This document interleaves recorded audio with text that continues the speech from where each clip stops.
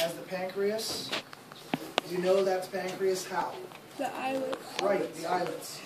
Those are the endocrine structures. Now if I ask you from the same slide, right, pancreas, I'll ask you everything else. These are the acinar cells, or the acini that secrete their juices into these little ductule things, and eventually out that fishbone on the way to the duodenum. Sometimes the pancreas will have alternate ducts, so you'll have a couple ducts going to the duodenum, which is pretty cool. Your models have two ducts. So this is pancreas and pancreatic acini. Lab 18. So it'll be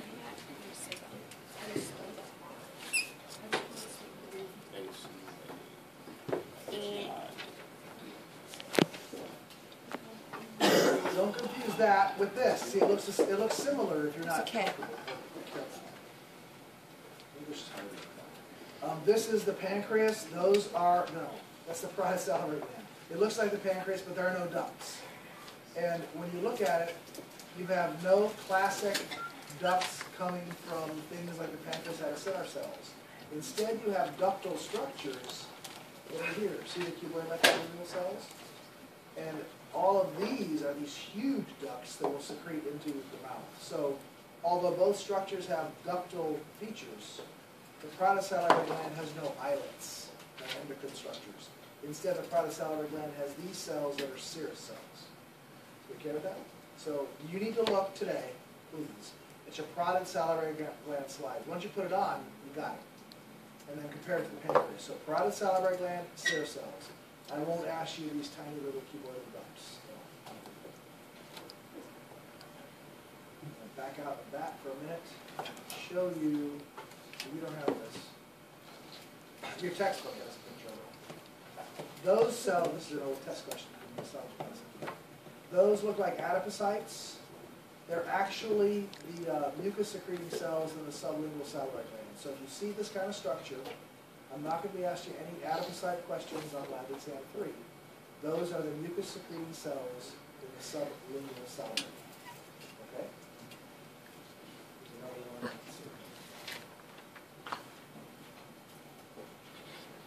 Yeah, it's a distant view. I'd go closer to that. So in your slide boxes, I'd ask that you look at the parotid and sublingual salivary gland. If you want to see a mixture of mucus and serous cells, look at the submandibular or mandibular cell. Then we get into the liver. Human liver lobules are hard to identify. But this you can see in a cat. There's this lobule, central vein. And there's, if you find your lobules with central veins, look in the corners, you'll see this triad. It's not close enough to ask you anything about it, but you can start to appreciate that it's there. This is a really good view of liver. You can see like the sheets, these sinusoids. The cells are primarily hepatocytes.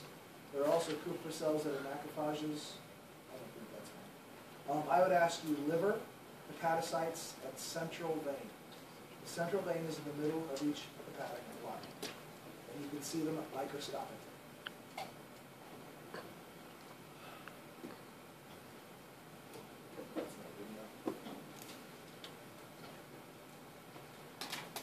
That's good. When we talk about hepatic triad, it really means there are 3 basic structures. You could have more than one of each, and usually you do. Usually you'll have a few hepatic arteries. See, there's hepatic artery. How do you know it's an artery? The tectonic media. So what's this? Hepatic portal vein. It's a multiple choice, but you need to know this is the hepatic portal vein. That's a blood cell. It's got a thinner tunica media. It's squished up. Squishy. This is the biliary ductular bile duct. How do we know that is not the same as this or that? And the answer is, see those cuboid epithelial cells? So this is the biliary ductular bile duct. Here is part of a lymphatic vessel, the lacteal, that I will not ask you about. That looks like it's probably another hepatic portal vein, and that could be too. You can have more than one of everything. But here I would ask you hepatic portal vein, hepatic artery, biliary ductus. So on Thursday what we'll do